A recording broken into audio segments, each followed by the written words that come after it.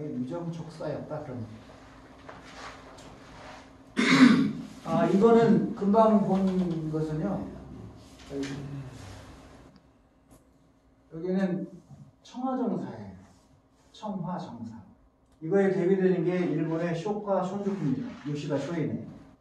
일본이 근대의 아버지로 추앙하는 사람이 요시다 쇼이인데 그가 세운 학교가 바로 송화촌숙이에요. 이 송화촌숙에서 이토 히로부미가 성장해 나옵니다. 그의 후손들이 지금 일본의 극우 세력들이 계속 랩을 같이 해요. 그래서 그 송화촌숙이 근대 세계 유산 안에 등재된 우리가 막았어야 되는데 막지 못했어요. 침략의 상징입니다. 동아시아를 평화를 깨뜨린 장군입니다. 그래서 저는 이 청화정사가 바로 그러한 일본의 요시다 쇼인에 대항하면서 우리 국내에서 그들에게 침략자에게 맞춰서 우리를 지켜내는 자주적으로 우리를 지켜내는 세력의 대표적인 공간을 저는 이 청화정사를 둡니다.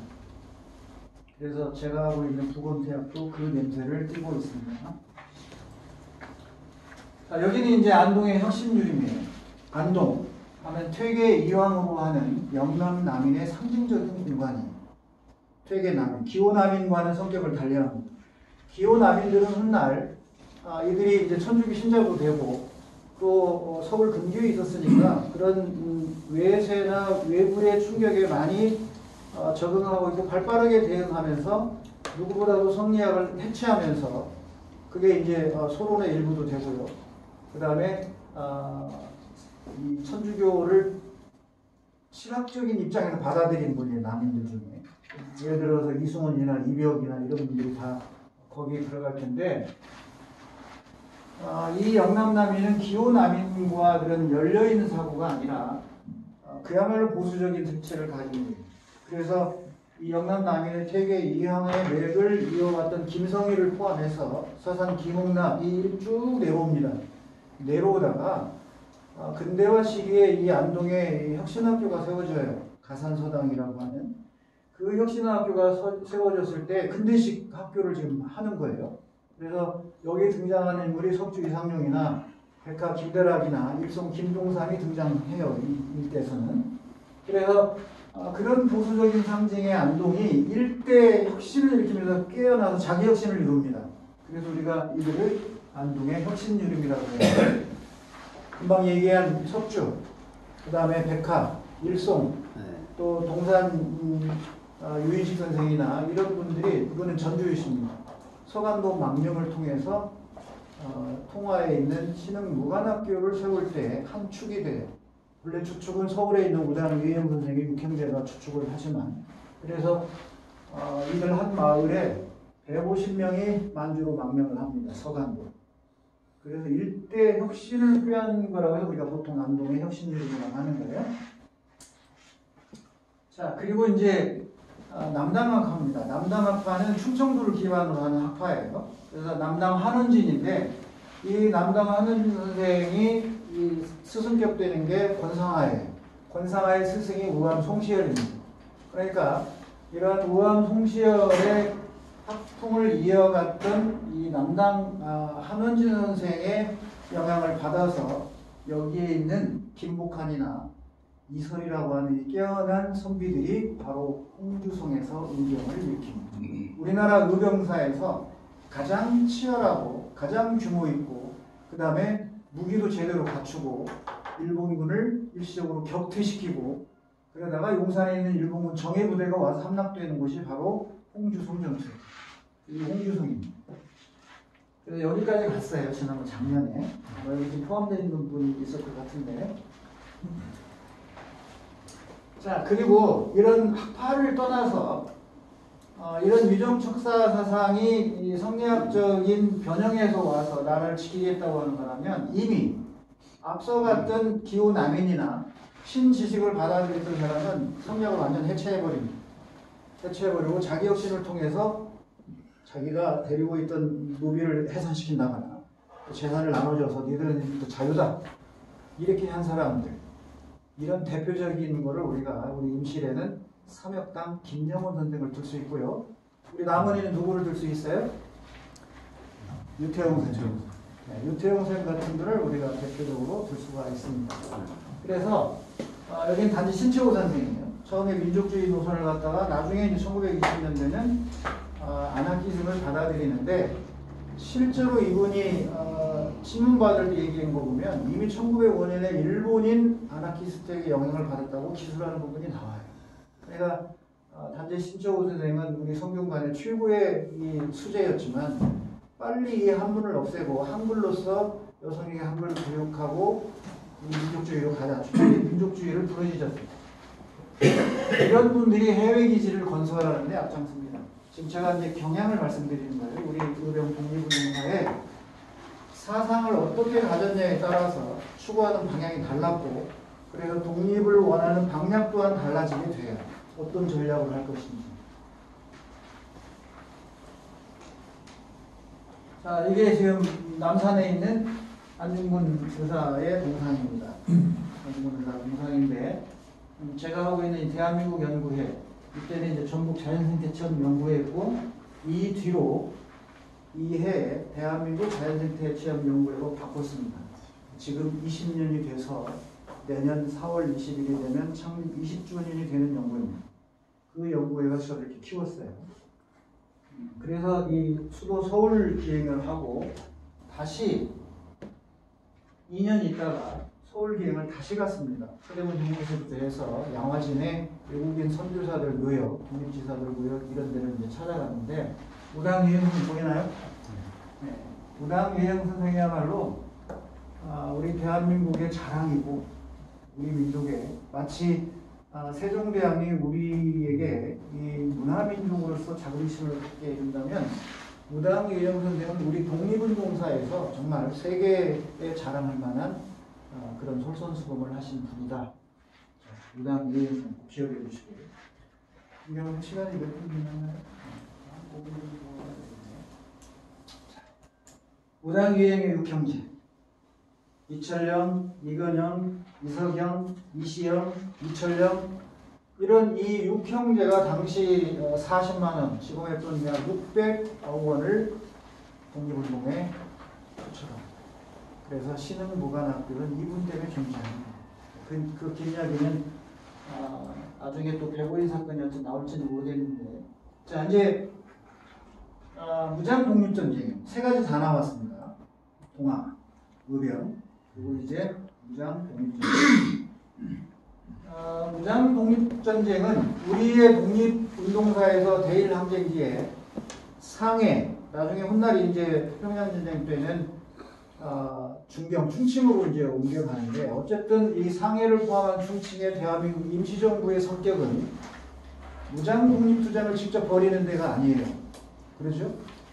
물론 광복군이 결성되는 1940년대 가면 중국 내륙에서 전투를 벌입니다. 중국의 팔로군과 연합해서 일본군이 싸우는 그런 무장투쟁을 하지만 상해 임시정부를 수립한 이후부터 1937년 중일전쟁이 터져서 이후 이사den기 때 전까지는 여기는 어떤 정부로서의 기능을 하는 것이에요.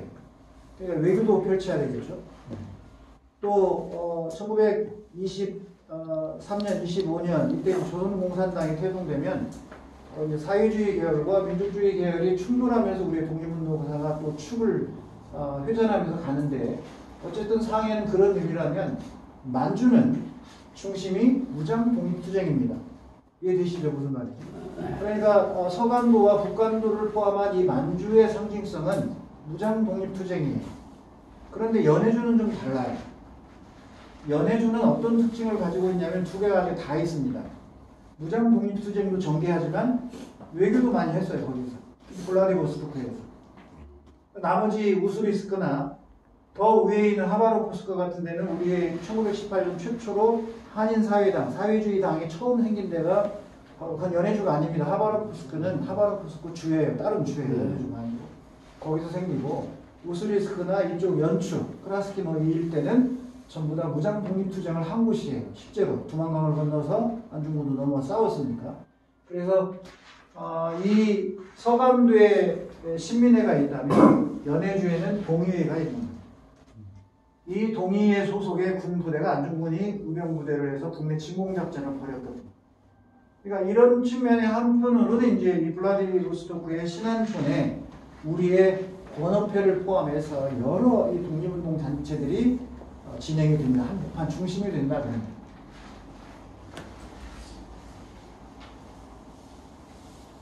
자, 서간도의 상징 신흥무관학교.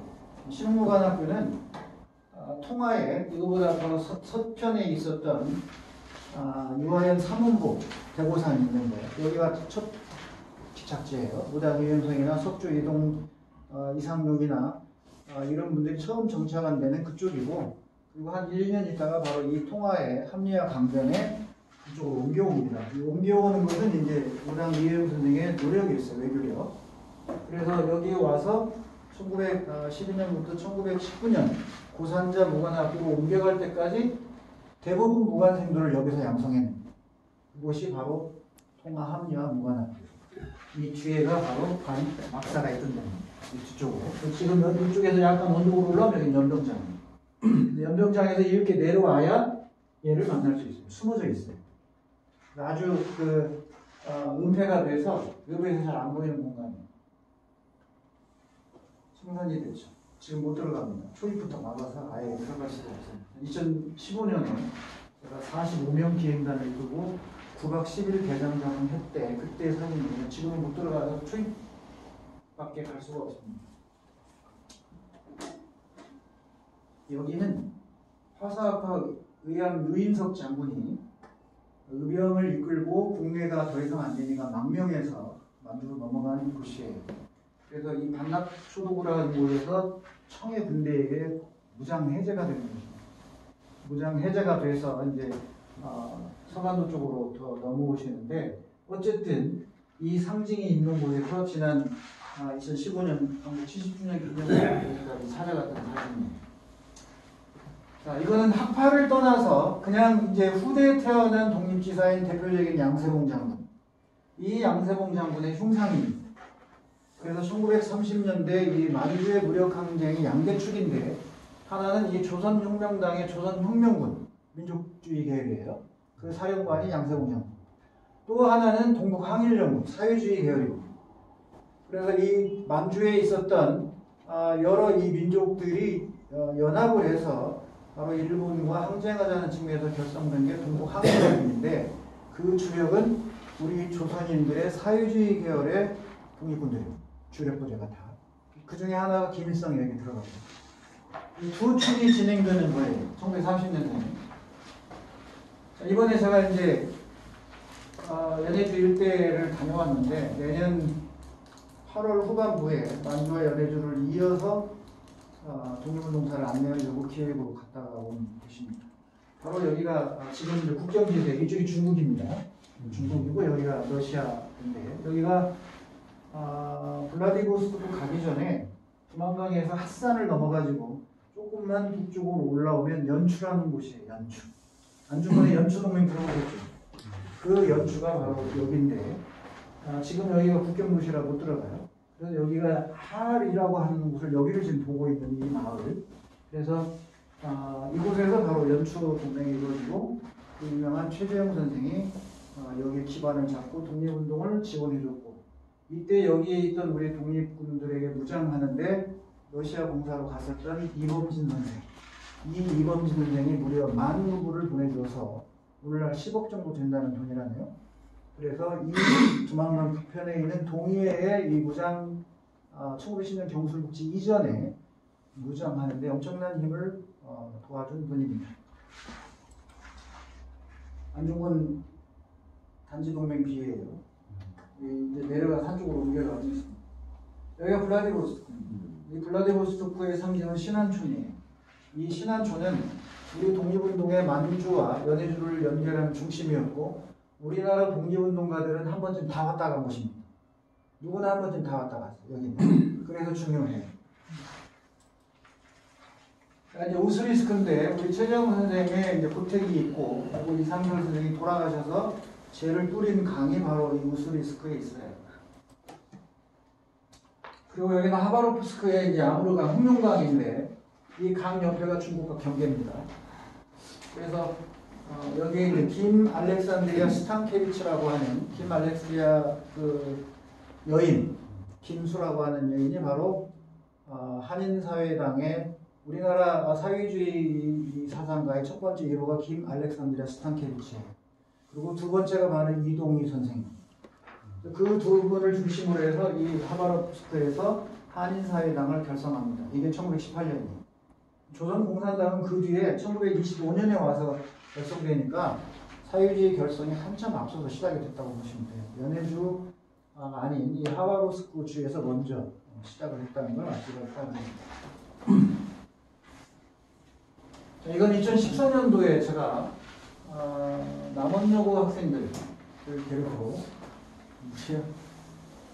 대련에서 출발해가지고 하얼빈을 거쳐서 다시 대련으로 돌아가서 국내로 복귀한 여종로에서 안중근 의사가 아니고 안중근 참모중장 내지는 안중근 장군 이렇게 불러달라고 많이 부탁을 합니다. 왜냐하면 이 대한의군의 참모중장이라고 했어요. 본인의 직책을 분명하게 동해 소속에서 단체동맹을 맺고 그리고 이 블라디보스토크에서 선발을 해서 안중근 참모중장을 대표로 내세운 겁니다. 또 일호군을 척살시키기 위해서. 그러니까 개인이 혼자 나가서 의로운 행위를 한 의사가 아닙니다. 아니고 대한의군의 참모중장 내지는 안중근 장군 이렇게 불러주시기를 부탁드리고요. 그분이 순국한 대련까지 와서 여순의 감옥 이 안에는 바로 우당 위에 선생이 돌아가신 것이고 단재 신채호 선생이 돌아가신 것이고 안중근 장군이 여기에서 어머니가 보낸 하얀 옷을 입고 의연하게 순국한 그 옷이 이곳이에요.